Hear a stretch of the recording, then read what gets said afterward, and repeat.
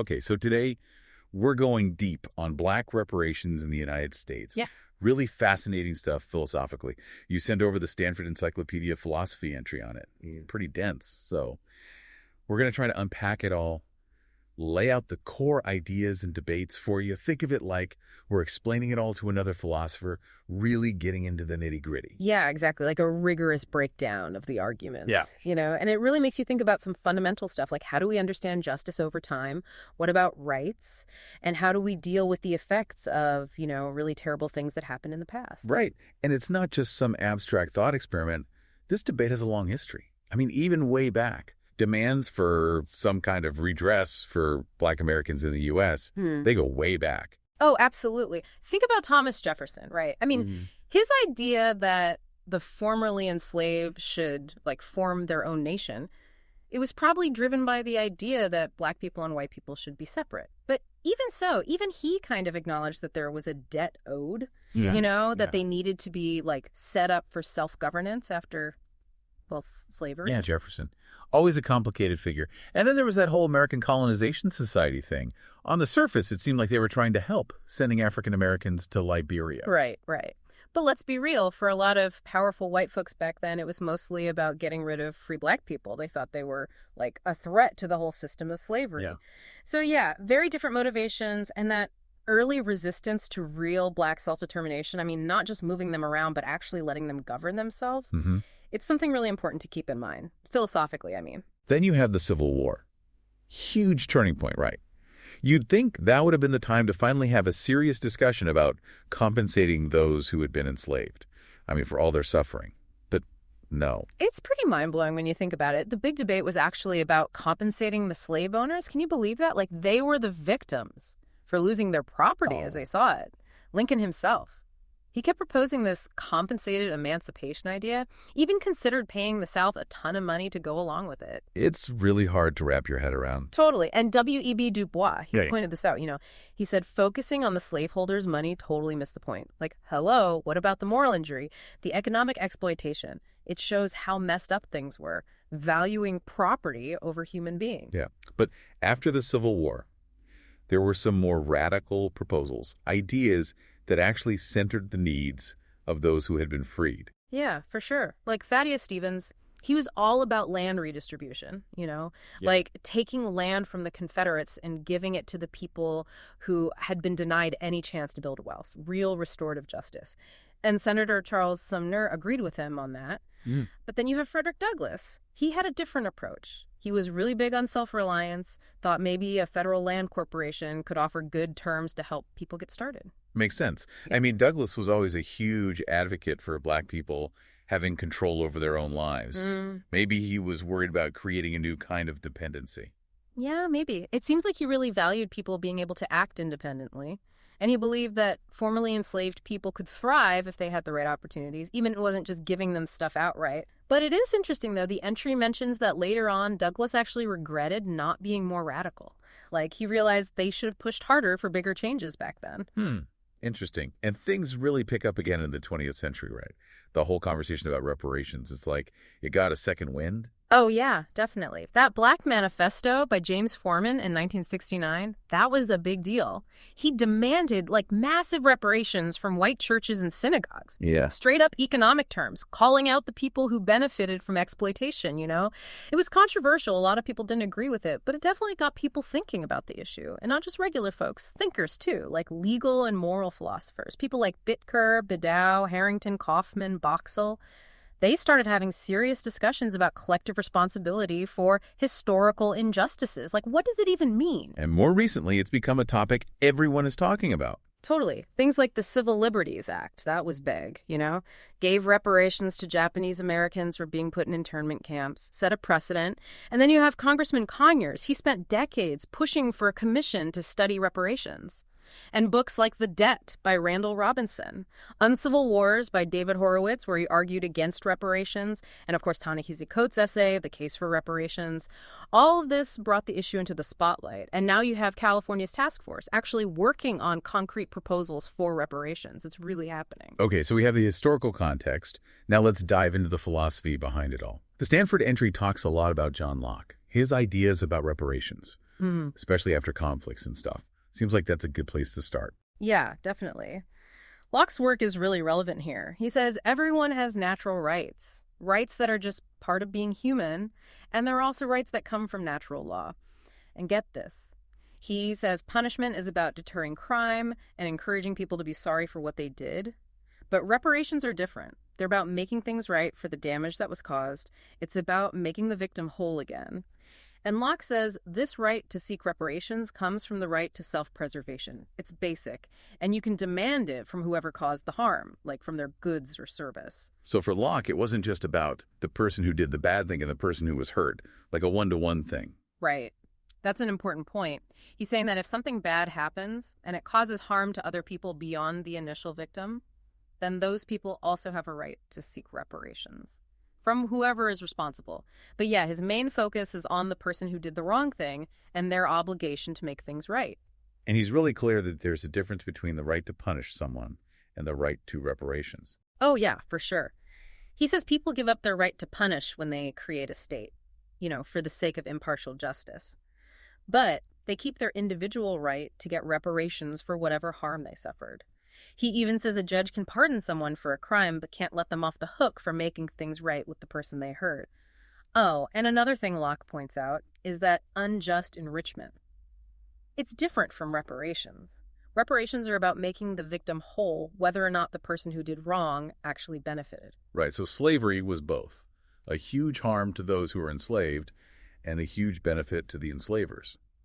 Okay, now the Stanford entry also makes a big deal about the difference between reparations, restitution, and compensation.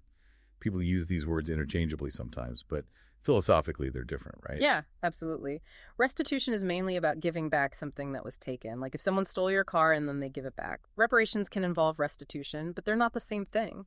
You can have restitution without any wrongdoing. Like, think about if you found a wallet on the street and returned it to the owner. Yeah, that's just being a good person, not a legal or moral obligation because you didn't do anything wrong in the first place. Exactly. And sometimes restitution isn't enough to really make up for the harm that was done. Like, let's say someone steals your tools and then you can't work and you lose income. Getting your tools back later doesn't fix all that. Or think about something that's been completely destroyed. Like, what if someone burns down your house? There's nothing to return, but you're still owed something for that, right? Right. So where does compensation fit in? Compensation is about making sure someone is no worse off than they would have been if something hadn't happened. But it doesn't have to be a bad thing, the thing that happened. Like if your house burns down in a fire and you get money from insurance, no one did anything wrong there, but you still get compensation. But when it comes to wrongdoing, the right to reparations usually includes the right to compensation, as a way of making things right. The main difference is that reparations are specifically about making up for the damage caused by someone doing something wrong. So it's about corrective justice, right? Yeah. Making things right, restoring the balance. Exactly. The entry connects this to Rawls' partial compliance theory. That's about how a just society should deal with situations where someone was treated unjustly. But it also says that compensation can be part of Rawls' full compliance theory too, through what he calls the principle of redress, which is about addressing inequalities that aren't necessarily the result of someone doing something bad. Interesting. Okay, now the entry also says there are different types of reparations. It's not just about money, right? Nope, not at all. There are compensatory reparations. Those are the ones that involve money to make up for some kind of measurable loss. But there are also non-compensatory reparations. Those are more symbolic, like apologies, or educational programs that tell the truth about what happened in the past, or changing systems that are still causing inequality today. So basically addressing the wider social and symbolic harm, not just what can be measured in dollars. Right. And the entry says that both types are important if you really want to apologize for what happened and to help people forgive each other, and maybe even to start to heal as a society. Makes sense. Okay, so let's talk about the ethical justifications for reparations. Like, how do philosophers actually argue for them? So there are two main approaches, according to the entry: utilitarian and rights-based. The utilitarian approach says that reparations are only justified if they make society as a whole better off, like if they increase happiness or well-being for the greatest number of people. But the problem with that approach, some people say, is that it might end up violating individual rights. like in the name of progress or whatever. So basically, some people's rights could get trampled on if it meant that society as a whole would supposedly benefit. Right, that's the danger. But a rights-based approach is different. It says that everyone has certain rights that just can't be taken away, including the right to reparations if they were treated unjustly. So in this view, it doesn't matter if reparations make society better as a whole. It's about respecting people's rights, period. Yeah, it's more about principle than outcome. So let's talk specifically about Black reparations for slavery. The entry focuses on reparations for the descendants of people who were enslaved in the U.S. Why this particular injustice and why this group? Well, first, slavery in the U.S. was just horrific. The scale of it, the cruelty, it lasted for generations. It was all about dehumanizing people. It's really in a category of its own when you think about injustices. And second, trying to argue for reparations in this case, it raises some really tough philosophical questions because so much time has passed. And the people who were enslaved are gone, and the people who enslaved them are gone. So how do you deal with that? Right, that gap between then and now, it's key. Yeah. So the entry talks about two main philosophical arguments for bridging that gap. The harm argument and the inheritance argument. Let's start with the harm argument. What does it say? The harm argument is basically saying that slavery was like an original sin, and it caused a chain reaction of bad stuff, discrimination, inequality, all kinds of things that still affect Black Americans today. So the argument is that because of all this ongoing harm that's directly connected to slavery, Black Americans deserve reparations from the people who kept slavery going or who benefited from it, or their descendants. So it's about how the legacy of slavery continues to cause harm today. But not everyone agrees with this argument, right? No, definitely not. The entry mentions three main objections. First, how do you know for sure that the disadvantages Black people face today are really because of slavery? What about other factors? It's hard to prove a direct link. Second, even if there is a link, shouldn't the people who owe reparations be the actual slaveholders? But they're dead. And third, the non-identity problem. This is a tricky one. Basically, it says that if slavery had never happened, the Black people alive today wouldn't exist, at least not in the same way. So how can you say they're worse off because of something that also made their existence possible? It's a bit of a philosophical mind bender. Yeah, that non-identity problem is tough to wrap your head around. Okay, so the entry also talks about some philosophers who tried to refine the harm argument to get around these objections, people like Fullenwider and Bitker. How did they try to do that? Well, Fullenwider shifted the focus a bit. He said it wasn't just about the harm of slavery itself, but about what happened afterwards. Like, the U.S. government didn't do enough to protect the civil rights of Black people after they were freed. And he argued that this failure allowed the legacy of slavery to continue, which is why we see the inequalities we see today. Bicker's argument was similar. He said that if Reconstruction hadn't failed, and if there hadn't been Jim Crow laws, then the effects of slavery would have faded away naturally. He thought that without those things, only some cultural impacts might remain. So they're saying that the government's failures after slavery are the real reason for the harm that continues today. Right. And by focusing on those more recent failures, they can kind of get around the issue of the slaveholders being dead and the problem of proving a direct link to slavery.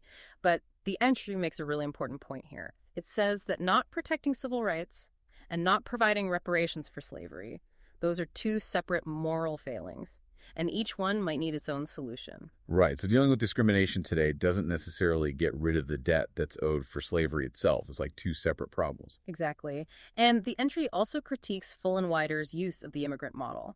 He compares the experiences of Black Americans to the experiences of European immigrants who came to the U.S. after slavery.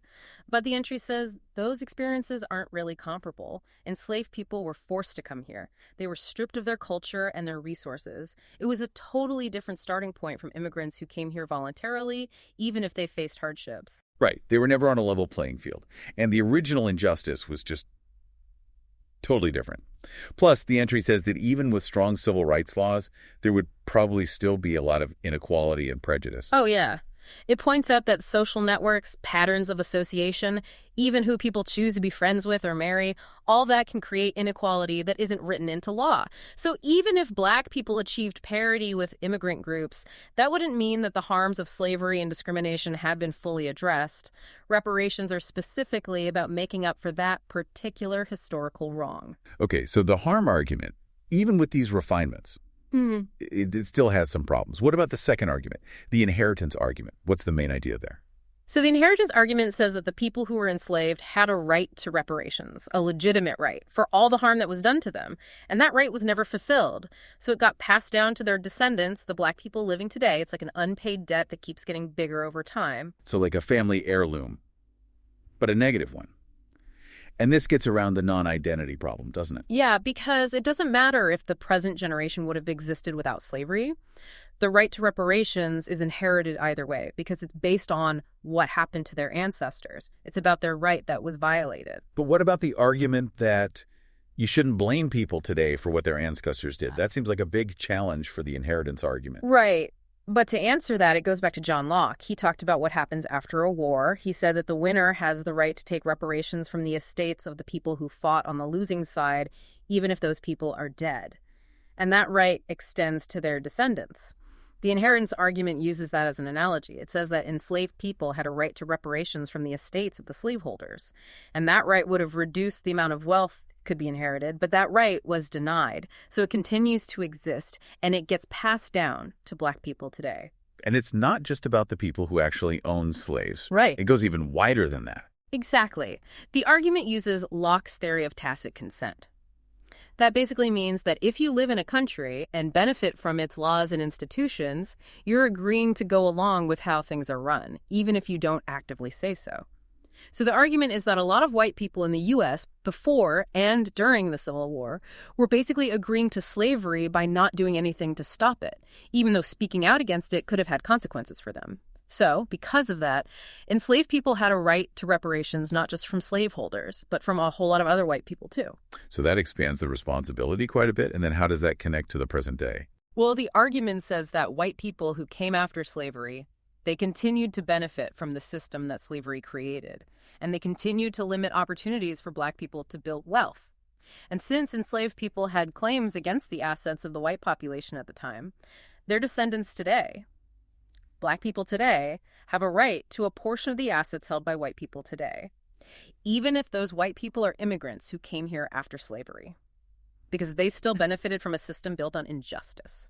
So it's a pretty powerful argument. It says that we're all connected to the past in a way, Yeah. and that actions have consequences that can last for generations. But Locke himself said there were some limits to the right to reparations, like if it meant harming innocent people. Mm-hmm. Does that affect the argument for black reparations? Yeah. Locke said that even if you win a war, you can't take so much in reparations that it causes innocent people to starve or suffer. He said the basic needs of innocent children come before the right to get everything you're owed. But the entry points out that Locke was talking about the right to basic necessities, not the right to inheritance itself. He was worried about people being deprived of what they needed to survive, not about putting a cap on how much wealth someone can inherit. So the argument is that black reparations wouldn't make white people destitute. Exactly. In fact, it suggests that reparations could actually help to reduce suffering and injustice in the black community. The limitations Locke was talking about, they were about preventing extreme situations, where reparations would cause huge harm, not about preventing them altogether. Makes sense. Okay, so the last thing the entry talks about is the supersession objection. The idea that even if something bad happened in the past, it might not matter anymore because things have changed so much. They use this analogy with a water hole. Can you explain that? Sure, so imagine there are two groups, P and Q. Group Q takes the only water source from Group P. Totally unfair. But then time passes, and all the other water sources dry up. Now, the only way for anyone to survive is to share the water hole that Group Q took. So the supersession argument says that the original injustice doesn't really matter anymore. What matters is that everyone survives. So they should just share the water hole, or figure out some other arrangement. So the needs of the present are more important than what happened in the past. That's the basic idea. But the entry argues against this. It says that even if it makes practical sense to share the water hole now, that doesn't erase the fact that Q did something wrong to P. And P might still be owed something for that. Maybe Q should be more generous to P, or maybe they should pay P something for taking the water hole in the first place. So even if you can't go back and fix the original situation exactly, there's still a debt that needs to be paid. Yeah. The entry uses another example. It talks about land that was taken unjustly. It says that maybe you can't give all the land back now, but maybe you can provide some other kind of reparations. Or it uses the stolen car example again. Maybe it wouldn't be right to demand the car back from the person who has it now if they didn't steal it. But the person who did steal it still owes something to the original owner. So the main point is that time passing and things changing, that doesn't automatically make the original injustice go away. Wow, this has been a really thought-provoking deep dive. We've covered a lot of ground here, and you've explained some really complex philosophical stuff in a way that's actually understandable. And for people who are into philosophy, what's really interesting is how this whole reparations debate brings together so many different ideas, like Locke's ideas about natural rights and justice, Rawls's ideas about how to deal with past injustices, and the whole question of responsibility across generations. It's like all these threads are woven together. So to wrap things up, we've talked about inherited rights, the lasting impact of harm, the responsibility of the state over time, all these big ideas. And now it's your turn to think about it. What stands out to you the most? What do you find most convincing or most troubling? What single philosophical concept really makes you think? We encourage you to keep exploring this. Maybe go back and read that Stanford Encyclopedia of Philosophy entry again. It's dense, but it's worth it. Thanks for joining us for this deep dive on reparations.